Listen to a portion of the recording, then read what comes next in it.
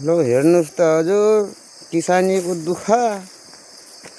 अब रातभरि पानी पर्छ, लाहाटम के कहाँ लाहाट्ने हो पानीले गर्दा यसरी खा बँदेलले। अब कसरी के गर्ने हो, कुन अब कसले बुझ्ने हो? सरकारले बुझ्ने हो कि जनताले बुझ्ने हो कि घोडाले बुझ्ने हो कि गाउँपालिकाले बुझ्ने हो कि? ल हेर्नुहोस् यस्तो मकै अब भाँचेर राख्ने बेलामा टाइममा यस्तो गरेर घरै नजिकै गोठ नजिकै आएर यस्तो गरेर खा। अब के गर्ने हो, कसले कहिले सुनाउने हो, कसले बुझ्ने हो? यो मर्का दिनभरि रोपाइँमा गुड लिएर जान्छ, थकै लाग्छ सुतिहाल्छ, ढाँडो ठटाउँछ। अब टिन बजाउँछ, के गर्ने? टिन बजाएर झपाउँदैन जाँदैन, के गर्ने त? खोइ यस्तो छ। हेर्नुहोस् त अब के गरेर खाने बस्ने हो जनता किसानी?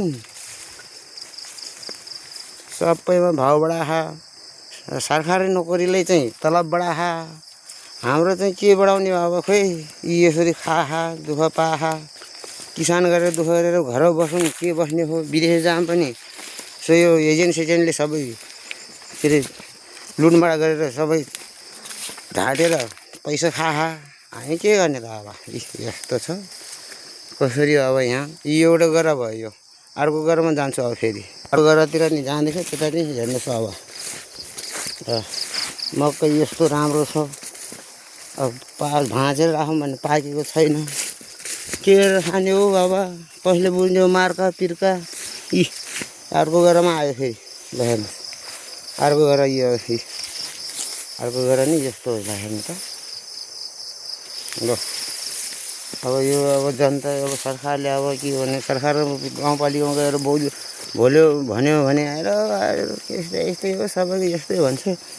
किन हामीलाई यस्तो यसको निर्णय यसलाई के गरेर समाधान गर्ने हो? यो समाधान गर्ने चिज सुनाइदिनु पर्यो।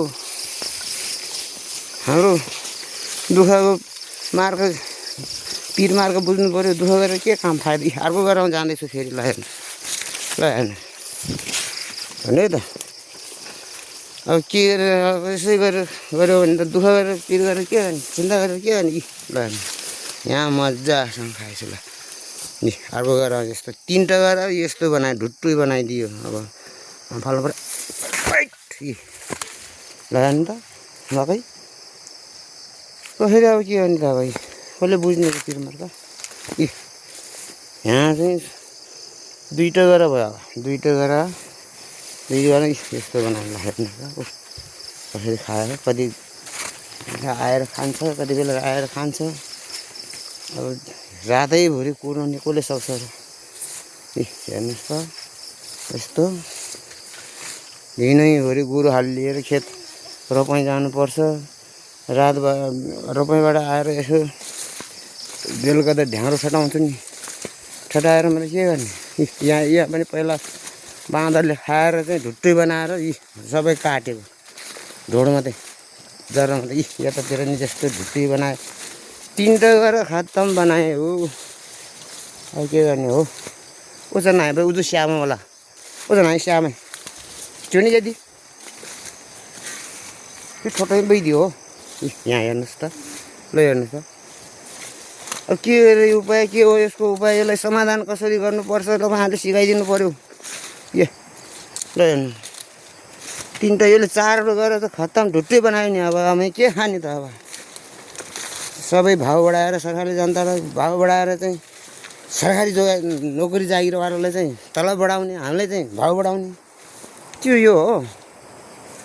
त्यो हामी बच्ने उपाय छैन। अब के कसो गरेर हुन्छ? कुनबाट आएछ त्यो नयाँ सलेमदार?